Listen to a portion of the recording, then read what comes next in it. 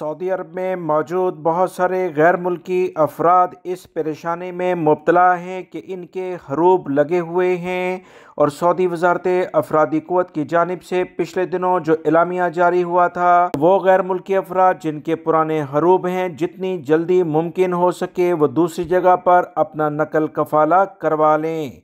Social media पर कुछ ऐसी इतलात शेयर की जा रही थी जिसमें कहा जा रहा था कि 1 माह के दौरान ये नकल कफ़ाले लाजमी कराने होंगे, वरना हरूब का जो दिया गया मोहलत है वो ख़त्म हो जाएगा। याद रखें, ये सरासर बेबुनियाद बात है। सऊदी वजारत अफरादी क़ुव्वत की जानिब से 1 माह के लिहाज से कोई मोहलत नहीं दी गई है।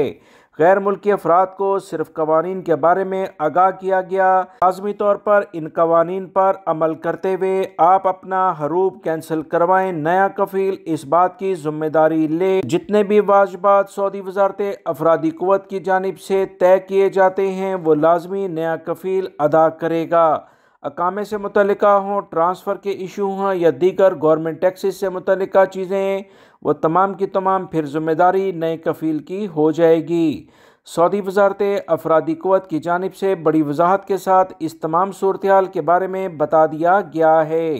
वो गैर मुल्की भाई जो 1 माह ख़त्म होने के लिहाज से बड़े परेशान थे कि कुछ दिन रह गए और इन्हें कोई मुनासिब कफ़ील नहीं मिला, तो याद रखें, आप बिल्कुल परेशान ना हों। अल्लाह पर भरोसा रखते हुए अपने लिए आसानी के मामलात की दुआ करें और मुझे भी अपनी दुआओं में याद रखिएगा।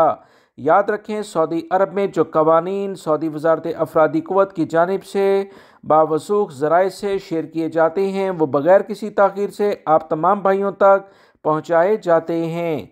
लिहाजा इस बारे में कि ये कानून कब ख़त्म किया जाएगा, जो भी कोई इतलात आएंगी आप तमाम भाइयों से शेयर की जाएंगी।